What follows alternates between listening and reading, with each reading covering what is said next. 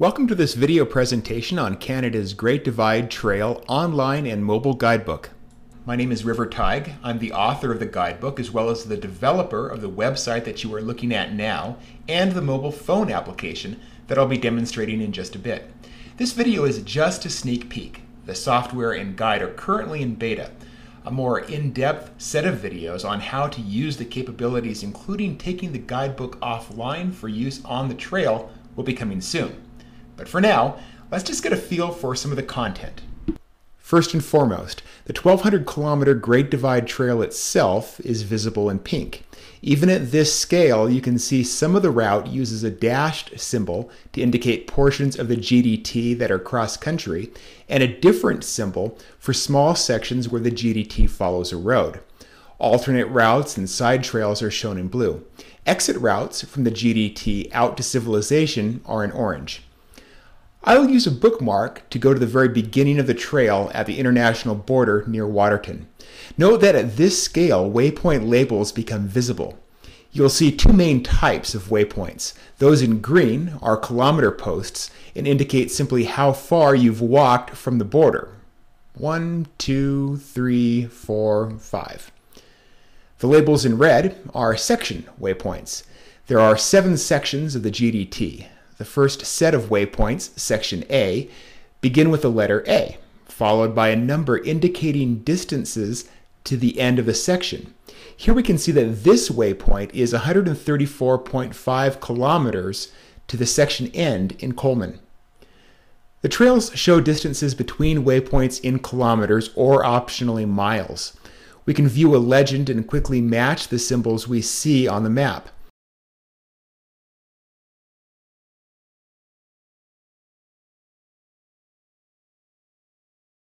The topographic map can be turned off and replaced with satellite imagery.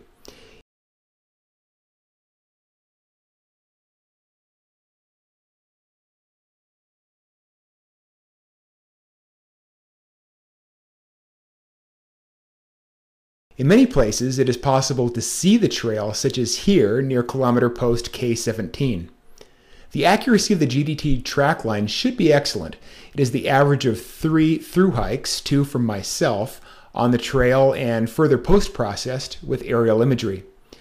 But of course, a guidebook largely consists of detailed text, descriptions of the trail. Let's have a look at that. Because there are so many side trails and alternate routes for the GDT, you need to set your active trail here. Then, using the Show Trail Descriptions tool, you will see the detailed trail descriptions that make up the vast bulk of the guide. If printed, the guide would run some 300 pages. The guide is organized into waypoints and trail segments between each waypoint.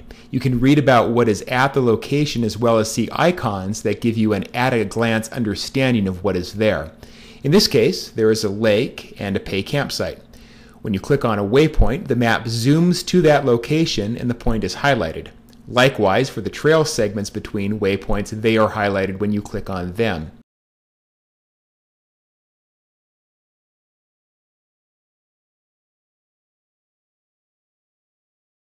At each waypoint, you can see its elevation, how far it is into the section, and how far it is to the end of the section. Trail segments indicate the amount of climbing, up and down, you will have along a given distance of trail. Any hiker will tell you that understanding those ups and downs is key to knowing how hard a given day will be, and therefore how many miles can be covered. Let's zoom out a little and then use the elevation profile feature.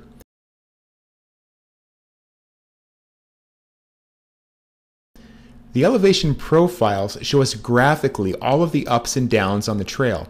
There is a good visual connection with the map by way of inclusion of the kilometer posts and labeled waypoints. And we can zoom back to the map whenever we need.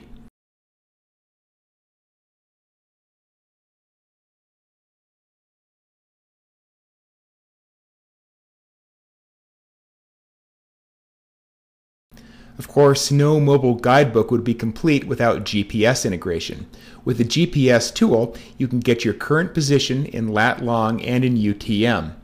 By positioning the center crosshairs, you can get the XY location and then use your handheld GPS to navigate to it.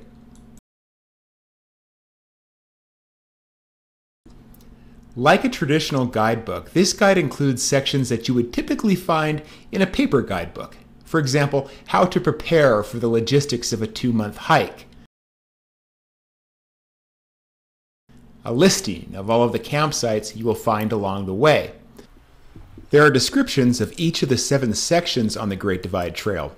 Here, hikers will learn what to expect in terms of scenery, wildlife, water, logistics, and much more. There's even a photograph or two to whet your appetite. There's even a little about me. And finally, of course, an unapologetic plea to donate to the Great Divide Trail Association and, if you would like, this guidebook. Now let's have a look at the corollary phone experience. As you can see, all of the same tools and much of the same functionality is available to mobile users. Users will be able to take the trail, the waypoints, the detailed description, and the topographic maps offline.